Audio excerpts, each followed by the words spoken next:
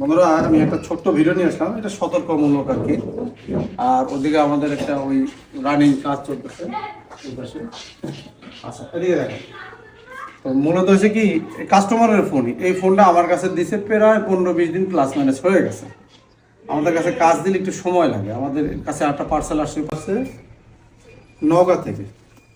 তো যারা পার্সেল পাঠাতে চান আমাদের কাছে পাঠাতে পারেন, সমস্যা নেই, একটু সময় দিন। কারণ এই ফোনগুলো রেডি করতে গেলে আমাদের অনেক পরিশ্রম করতে হয়। এই ফোনটার পেছনে আমরা যথেষ্ট সময় দিছি।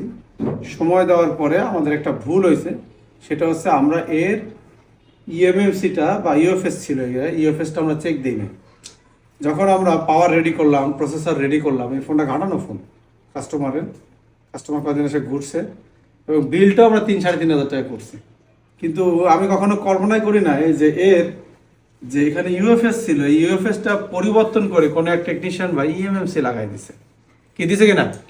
এখন কাস্টমার আমি কি বলবো? এখন আমি এই কথা বলবো তারে যে ভাই আপনার এটা চেঞ্জ করে দিছে, সে তো গালি দিলে আমাদের ভাই গাড়ি লাগবে, মানে আমাদের গাড়ি লাগবে। ঘুরে এসে গাড়িটা কার লাগবে? আমাদের গাড়ি এসে লাগবে। আল্লাহর রাস্তে আপনারা ছোট টেকনিশিয়ান আর বড় টেকনিশিয়ান, ছোট দোকান আর বড় দোকান নাই, যার যত অভাবে থাকে কাস্টমারের এই সব ছোটটা স্ক্রু যেন আপনাদের হাতে ক্ষতিগ্রস্ত না হয়। ইনশাল্লাহ আপনার দোকানে বরকত চলে আসবে।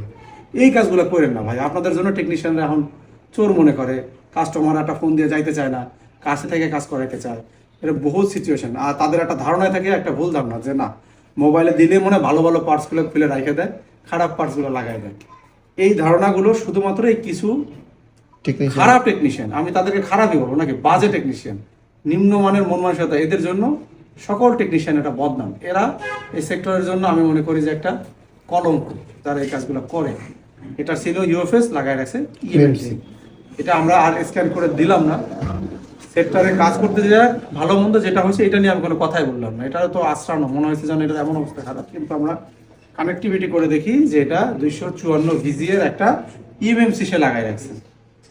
আর যারা পার্সেল আমাদের কাছে পাঠাতে চান, তাহলে এই ফোনটার পেছনে অনেক খাটাখাটি করছি। তো এই পর্যায়ে যে জিরো রেজাল্ট, কি জিরো, কাস্টমার আমার একটা টাকাও দিবে না, এই খাটনির পয়সা দিবে না।